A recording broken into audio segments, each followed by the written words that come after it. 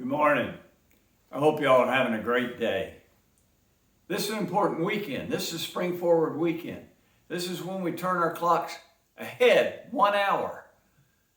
This is where our days get a little longer because we've done that. We have more sunshine.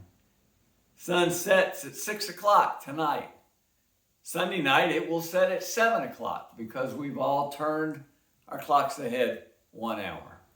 Important thing to remember is if you forget to move your clock ahead 1 hour, you will be late to worship in the morning. Matter of fact, you will miss the worship service in the morning if you forget to set your clocks ahead an hour when you go to sleep tonight. I want to talk about inheritances a little this morning. You know, at some stage of life, we are on either one or the other side of that equation.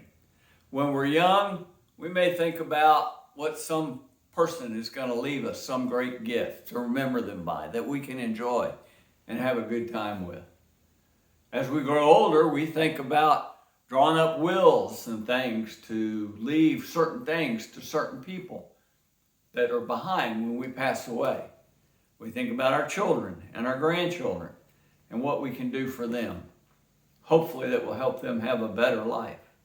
But you know, we hear stories all the time that when people pass away that their heirs don't get the inheritance that they were expecting because something has happened to that inheritance. It's either been spent or mortgaged or has deteriorated to where it's not worth what they thought it was worth.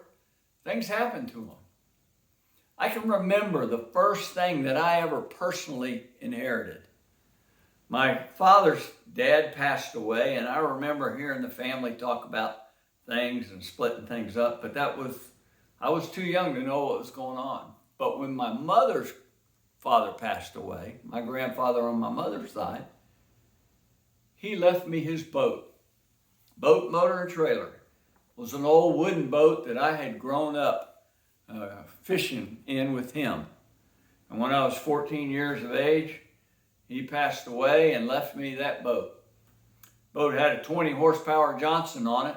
A boat that just a year or two earlier I had talked him into buying for that boat because his old 9.5 Evinrude didn't push the boat fast enough.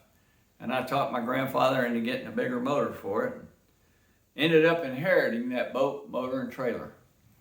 But you know, it took about 5 months for my cousin and I to beat that old wooden boat to death. Beat it up where it was leaking so bad and the ribs were separated from the hull and things that we just had to throw the boat away. That part of the inheritance was gone. But the motor still had the motor. And I worked and saved up enough money to buy a 14-foot fiberglass boat. Wish I could buy a boat that cheap today, but I can't. Enjoyed that boat. But you know, lots of people get to inheritances and are surprised.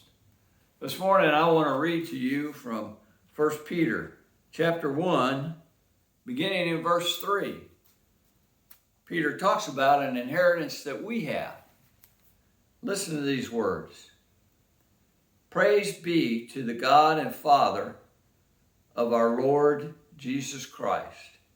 In his great mercy, he has given us a new birth into a living hope through the resurrection of Jesus Christ from the dead, and into an inheritance that can never perish, spoil, or fade, kept in heaven for you, who through faith are shielded by God's power until the coming of salvation that is ready to be revealed in the last time.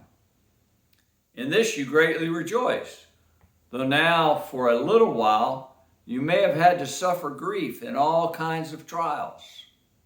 These have come so that your faith, of greater worth than gold, which perishes even though refined by fire, may be proved genuine and may result in praise, glory, and honor when Jesus Christ is revealed.